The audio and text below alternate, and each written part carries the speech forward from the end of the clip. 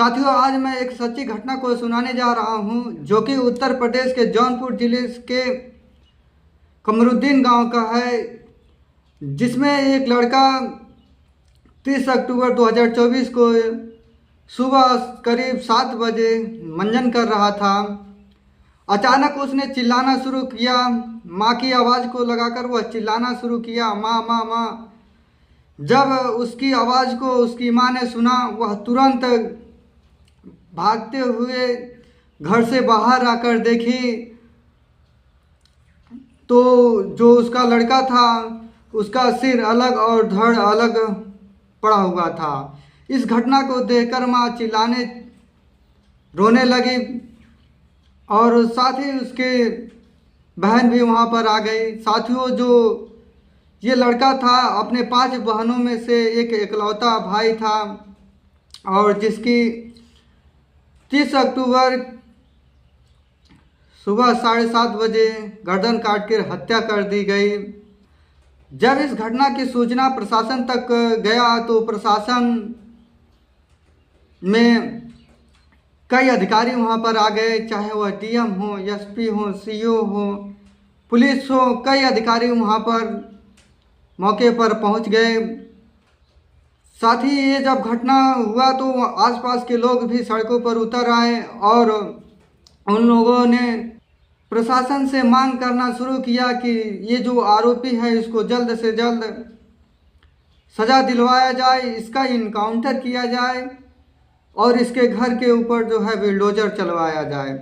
जिस पर प्रशासन ने आश्वासन दिया कि आरोपी को जल्द से जल्द सज़ा दिलवाया जाएगा। साथियों, इस परिवार का जो चिराग उजड़ गया, अब क्या ही होगा उस परिवार को।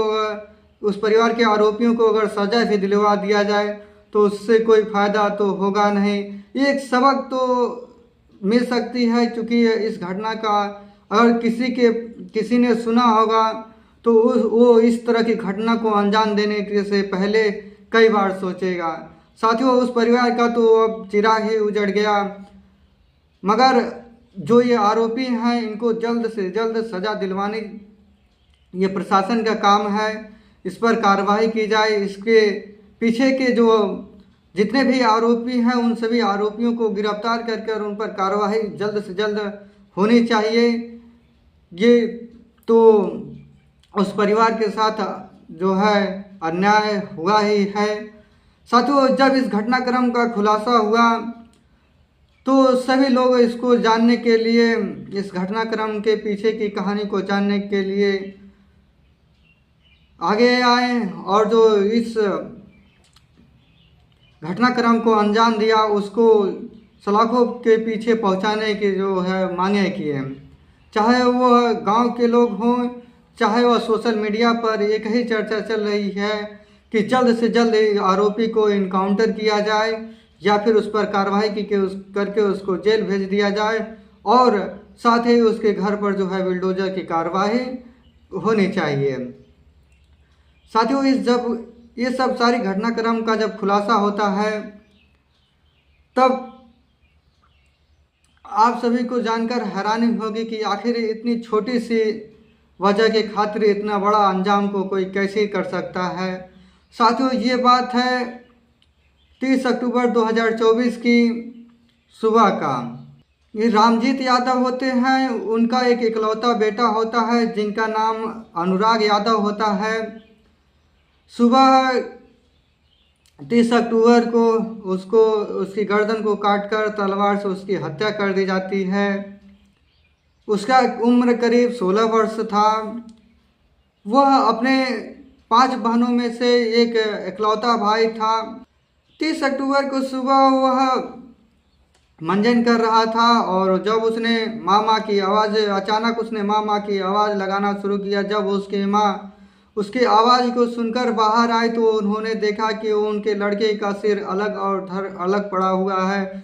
वह अपने बेटे का सिर लेकर रोने लगी, रोने बिलखने लगी। उनके रोने की आवाज़ को सुनकर आसपास के पड़ोसी वहां पर इकट्ठा हो गए और इस सूचना को प्रशासन तक पहुंचाया। प्रशासन इस घटना की खबर सुनकर वहां पर एकत्रित हुआ। उसी गांव के आदमी होते हैं जो इस घटना को अंजाम दिए। उसका परिवार होता है ललित यादव, जिसके बेटे का नाम होता है रमेश यादव और सूरज यादव।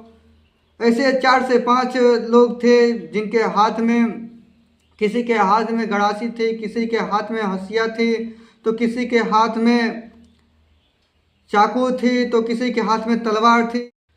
कुछ इस प्रकार के धारदार हथियार लेकर जो अनुराग यादव था उसके पीछे पड़ गए। वो अपनी जान बचाने के लिए माँ माँ कहकर इधर उधर भागता चीखता था, जिसकी आवाज़ को सुनकर माँ बाहर निकल कर आए। ये आवाज़ सुनकर आसपास के लोग इकट्ठा हो गए। जैसे ही उन सभी को कुछ समझ में आता, तभी पीछे से एक तलवार से, धारदार तलवार से उसकी गर्दन को धड़ से अलग कर दिया जाता। जैसे ही उस तलवार की प्रहार इतना जोरदार था कि एक ही बार में जो है उसका सिर अलग और धड़ अलग हो गया। माँ और बहन का जो है रो रो कर बुरा हाल हो गया। इस घटना को लेकर गांव वाले सड़कों पर उतर जाते हैं। जैसे ही इस घटनाक्रम का वीडियो सोशल मीडिया पर अपलोड किया जाता है, वह पूरे भारत में फैल जाता है। जैसे ही घटनाक्रम का सूचना प्रशासन तक जाता है, तो उसके घर पर डीएम हो, सीओ हो, एसपी हो, पुलिस हो, तमाम अधिकारी जो है उसके घर पर पहुंच जाते हैं। इस घटना के होने से एक दिन पहले जो अनुराग था वह एक छोटी सी ज़मीन की साफ़ सफाई कर रहा था। तो किसी ने पूछा कि इसकी साफ़ सफाई क्यों कर रहे हो, तो उसने बताया कि दिवाली आ गई है, तो मैंने सोचा क्यों ना इसकी साफ़ सफाई कर दी जाए। तभी इसके पड़ोसी ललिता के परिवार के सारे लोग आ जाते हैं और इस अनुराग से गाली गलौज करने लगते हैं। इस गाली गलौज को सुनकर आसपास के लोग इकट्ठा हो जाते हैं और दोनों पक्षों में कहा सुनी कर इस समझौते उनको शांत करवा देते हैं। कहते हैं ऐसे झगड़ा आप लोग मत करो, क्योंकि क्यों आप लोग ऐसे झगड़ा कर रहे हो, अगले दिन तो दिवाली है और दिवाली तो खुशियों का त्यौहार है, और इस बीच आप दोनों झगड़ा कर रहे हैं। तो किसी न किसी प्रकार से गांव वाले इस झगड़ा को शांत करा देते हैं। उस दिन रात जो था अनुराग अच्छे से बिताता है, लेकिन जो ललिता के परिवार वाले थे उसके बाद इन लोगों को रात भर नींद नहीं आती और ये लोग रात भर प्लानिंग करते।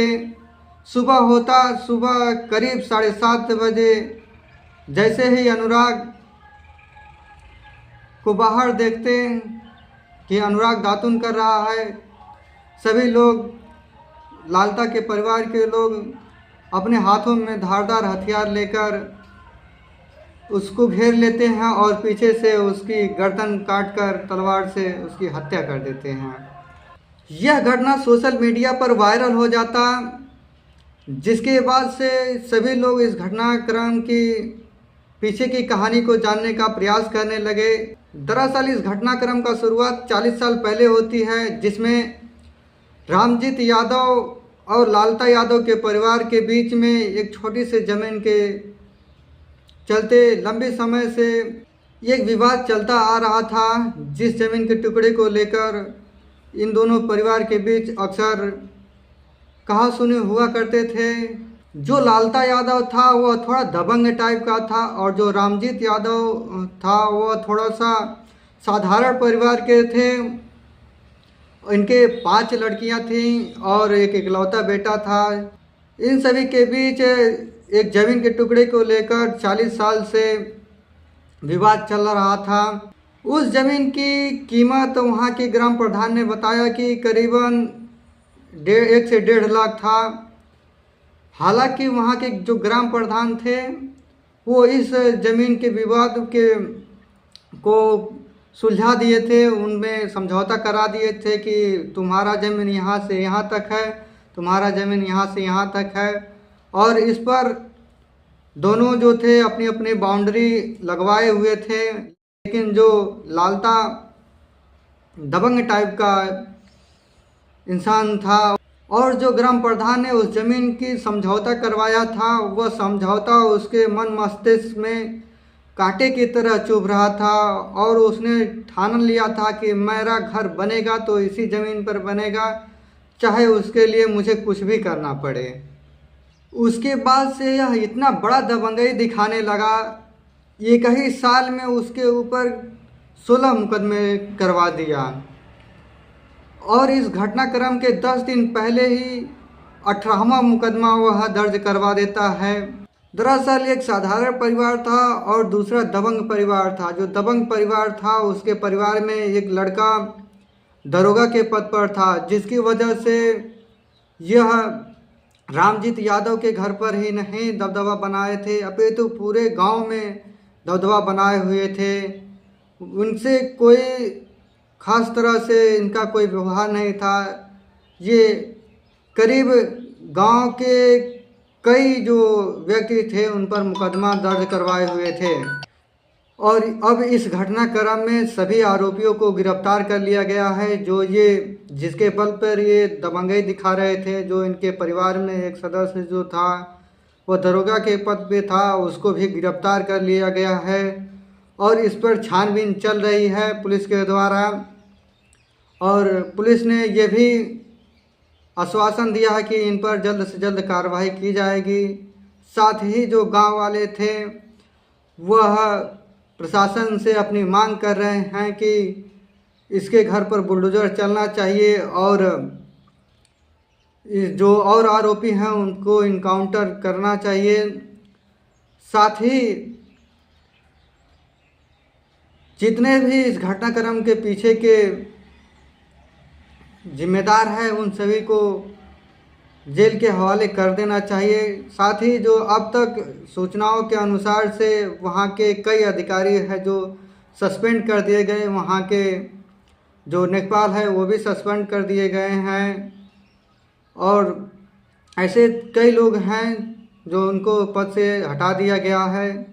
साथियों, इस घटनाक्रम का सुनाने का मेरा कोई किसी की भावनाओं को ठेस पहुंचाने का इरादा नहीं है, अपितु मेरा इस घटना को सुनाने का उद्देश्य है कि इस तरह की घटनाओं से आप अवगत रहिए, अपने परिवार की देखभाल करते रहिए, समाज में शांति बरकरार रखने के लिए आप भी प्रयास करिए और इस तरह की घटना न हो पाए इसलिए आप हर समय हर वक्त सावधान रहिए, स्वस्थ रहिए और अपने परिवार में मस्त रहिए। चलिए मिलते हैं अगले वीडियो में अगली टॉपिक के साथ, तब तक के लिए जय हिंद, जय भारत।